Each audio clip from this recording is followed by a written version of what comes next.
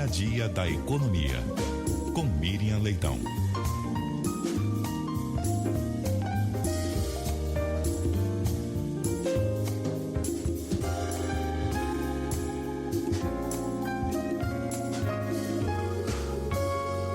Boa tarde, Miriam.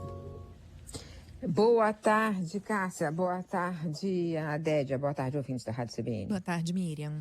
Miriam, a notícia dessa manhã que o FMI elevou a projeção de crescimento do Brasil neste ano agora para 2,4%. E a gente fala agora porque não é a primeira vez que isso acontece, né?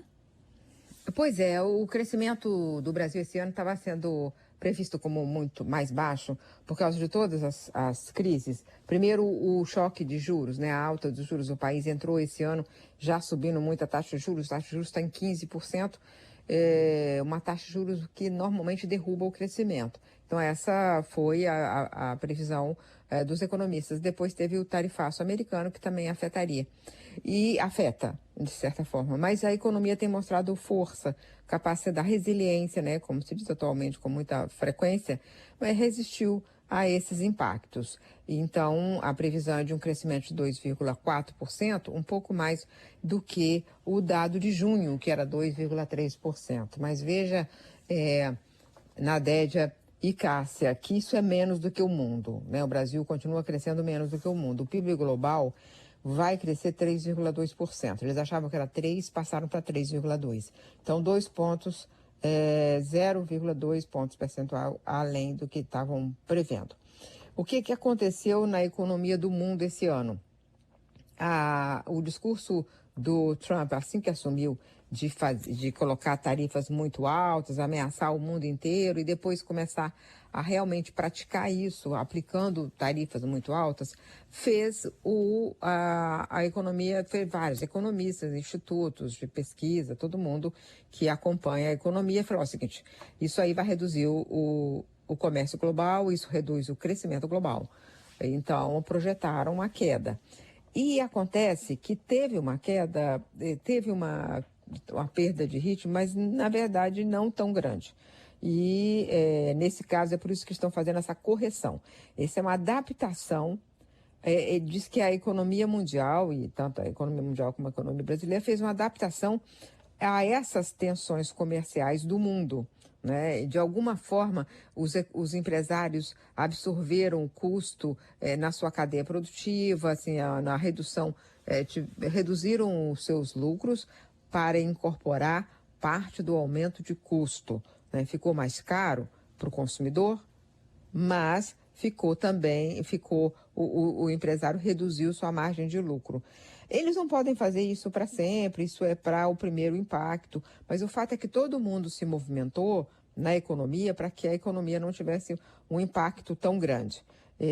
Então é por isso que o que eles estão vendo agora, é uma melhora, um pouco melhora do crescimento do mundo, né, de 3 para 3,2 e o Brasil uma melhora de 2,3 para 2,4.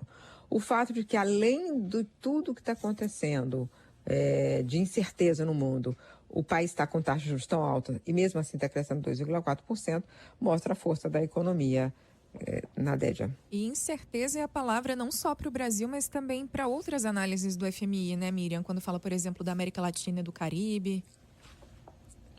Que palavra picotou no ouvido? Incerteza, que você citou agora sobre o Brasil. Não, a incerteza, ela o tempo todo, né? A economia do mundo está convivendo com um grau de incerteza muito grande, não só o aumento das tarifas do governo americano, os Estados Unidos sempre tiveram o comércio mais aberto, tarifas mais baixas do que a União Europeia, por exemplo, e tal, do que o Japão. Aí, de repente, os Estados Unidos é que tem as maiores tarifas do mundo. E, além disso, é uma coisa meio... o jeito que ele aplica as tarifas tem sempre um fator surpresa. E isso a surpresa, na verdade, é uma incerteza, né? Você agora acabou de passar para 100% para a China, mas pode ser que não pratique, como disseram algumas autoridades do governo americano, né? O Brasil estava negociando ficar fora da tarifa de 10% e, de repente, ele fica com a maior tarifa do mundo naquele momento, que foi 50%. Então, essas coisas que têm acontecido, não só pelo que Trump faz, mas a maneira como faz, isso coloca um ingrediente que é tóxico na economia. A economia não tolera a incerteza. A incerteza produz revogação de decisões. Você ia investir, não vai mais. Ia contratar, não vai mais. Ia pedir o emprego aqui para abrir o seu pequeno negócio, não vai mais. Então, todo mundo vai tomando decisões defensivas, em vez de tomar uma decisão de investimento, de crescimento, de assumir riscos e de fazer a economia crescer. Miriam Leitão, muito obrigada pela análise. A gente volta a conversar amanhã. Até lá.